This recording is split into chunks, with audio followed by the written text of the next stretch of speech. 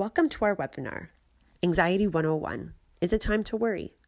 We are Vicki and Ashley from the Toronto District School Board Psychology staff. The goal of this webinar is to help you better understand what anxiety is. We'll aim to achieve this by highlighting some key differences between normal worry and problematic worry. We'll then explore the various ways anxiety shows up, focusing particularly on our thoughts, feelings, behaviors, and physical sensations. We'll end the webinar by offering a few resources that you can access for more information or support. Of note, this is a 4-part series. In parts 2 and 3, we will highlight some key coping strategies to manage anxiety. Part 4 will be focused on COVID-specific concerns and what caregivers can do to support children during this time. So what is anxiety? Anxiety, also referred to as worry, stress, nervousness, fear, is a normal and healthy reaction to stressful events that moves us to respond in a way that will keep us safe. It often shows up in a number of different ways, namely through our thoughts, our feelings, our behaviors, and in our bodies. Anxiety is very common, affecting upwards of 20% of children and adolescents over their lifespan. An example of how anxiety is a helpful response to a potentially dangerous event can be seen by this flowchart. If you are home and smell smoke in the house, your first thought may be, I'm in danger. This thought may lead you to feel worried or anxious, which gets your body ready for action, getting out of the house and calling 911. To help us differentiate between normal and problematic worry, it is helpful to look at age-appropriate fears across childhood and adolescence. This table shows a number of age-appropriate fears. That is, fears that children most typically experience at each stage of development. Interestingly, these fears typically coincide with a child's brain development. For example, prior to children understanding that their caregivers are still around even when out of view, babies become fearful if their parents are not in sight. Another example is that as children develop into teens and their brains are wired to seek social inclusion and support, they may become more fearful of rejection or judgment from others. In trying to understand when normal worry becomes problematic, we can refer to the 4 Ds. Disproportionate. This refers to a worry that may feel bigger than what we would typically expect given a child's age or given the situation. For example, having to present in front of the class may cause most kids to feel a bit nervous. However, if this triggers panic-like symptoms or extreme fear of being rejected or ostracized, we may consider the reaction disproportionate to the situation. Duration means that the worry would last a lot longer than we would expect. For example, many kids will have butterflies the first week of school, and maybe even the first month. But if this same level of worry lasts well into the school year, we may consider it problematic. Disruption refers to how much the anxiety is getting in the way of our day-to-day functioning. For example, getting to school, enjoying time with our friends, getting along with our parents or caregivers. And finally, distress refers to a child's inability to experience joy because they are so preoccupied with their worry and are aware of how it is affecting their lives. So as Ashley mentioned, anxiety can be thought of as impacting us in different ways. Our feelings, our thinking, our actions, and our body sensations.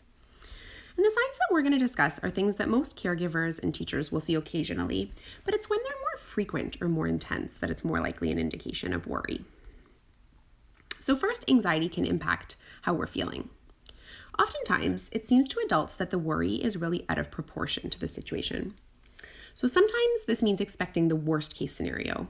So for example, if there's a teenager who's failed a math quiz, and then all of a sudden they jump to the idea that, I'm going to fail the course, and then I'm not going to get into university, and then I'm not going to have a job. So they're really jumping to the worst case scenario pretty quickly. It also might mean overestimating the probability that something bad will happen. So an example here would be that there's a kiddo whose caregiver is a little bit late picking them up from daycare, and they immediately jump to the idea that there's been a car accident and something bad's happened to the caregiver. They can't necessarily recognize the other possibilities. Maybe there's traffic, they might be picking up groceries. They just quickly jump to the idea that something bad has happened. Youth with anxiety also might be hypersensitive to rejection or danger. And this can include rejection or exclusion by friends or peers. This can be particularly true for kiddos who are worried about the perceptions of others. So for example, if a kid sees on social media, my friends have gotten together and they didn't invite me. Obviously, it's never pleasant not to get invited somewhere, but sometimes the upset kind of comes and goes and then you're able to shift and do something else. Whereas for other kids, they get really upset, really distraught, and they're not able to shake it. They start to have thoughts that everybody hates them, and they kind of struggle with the idea of having to see them at school the next day. In some kids and teens, anxiety or worry can come with other emotions.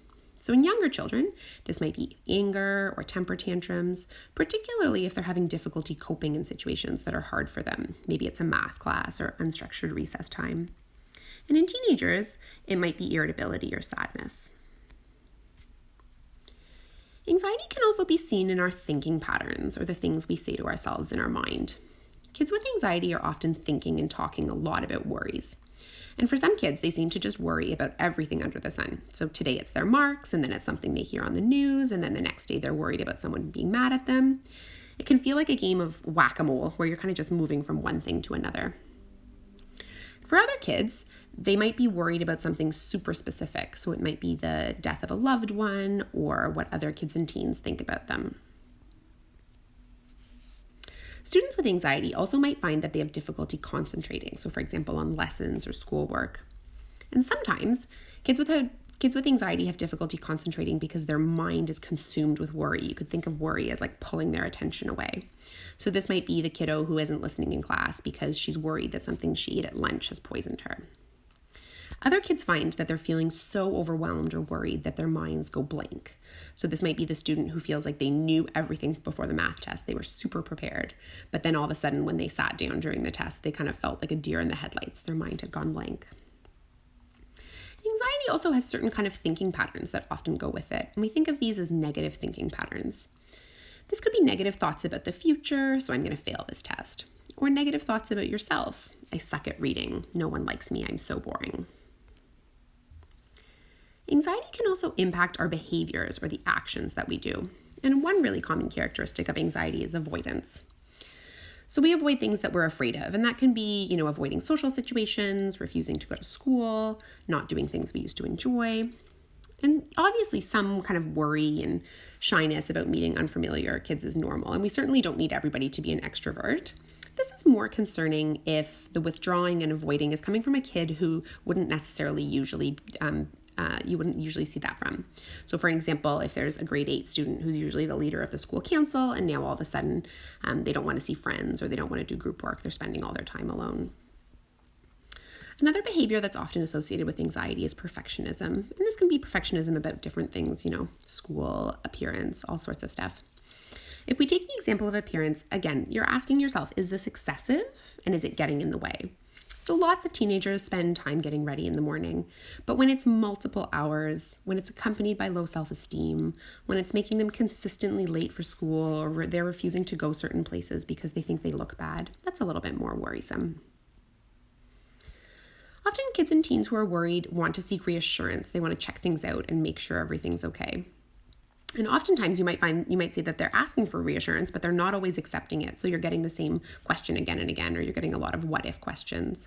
What's my new class going to be like? Do you think the teacher's mad at me? Is this going to be too hard for me? Are you sure the gate's locked? Lots and lots of questions. Anxiety can also sometimes lead to problems with school and academic performance. So some of the things that might be getting in the way are difficulty concentrating during tests, avoiding school and missing instructions, incomplete work, or not wanting to hand in work until it's of a certain quality. And there can be a kind of cycle that happens sometimes, such that, if you're worried about school, or if your child is worried about school, you might start hearing, I feel sick, and then refusing to go to school. The thing is, when you're not at school, you might get behind in work, or you might feel embarrassed about going back. And that can kind of lead to this cycle where now you have an urge to avoid school even more. You might also see changes in eating and sleeping patterns. And this one can go either way. It could be either an increase or a decrease. So if we take the example of sleep, sometimes you might have difficulty sleeping. Maybe worry thoughts are keeping kiddos awake at night. They're waking up because of nightmares. They're having trouble falling back asleep. Teenagers are finding that they're just thinking about their to-do lists and everything they need to get done. Alternatively, some kids and teens actually sleep more. They might find themselves having difficulty getting out of bed in the morning or taking a lot of naps. Another part of anxiety is physical sensations. They can be super common with worry and feelings of anxiety. This can include different things. Maybe it's headaches, stomach aches, nausea, changes in breathing or rapid heart rate. At home, you might hear, my stomach is upset, I'm sick, I can't go to school. And at school, teachers might hear, I don't feel well, can I go to the office and call home? The thing to remember here is that these physical sensations are kind of coming from worry rather than from an illness, something like the flu, but they feel just as real to the actual person. So they really are kind of feeling that sensation. Here are a few resources to help you learn more about how to help your child cope with feelings of worry. We'll draw your attention to some great books. Both Helping Your Anxious Child and Keys to Parenting Your Anxious Child are great resources for caregivers. There's also a great child-friendly workbook that caregivers can use as a helpful guide in how to talk about worry, called What to Do When You Worry Too Much. You can also connect with your school support team or talk to your family doctor or pediatrician. The school support team includes speech and language pathology, psychology, social work, child and youth staff, special education staff, and others. The What's Up Walk-In are a series of walk-in clinics around the GTA where children and youth can receive a free counseling session without a previously arranged appointment or waiting list. During this current period of physical distancing, counseling sessions are being offered 9 to 7 by phone.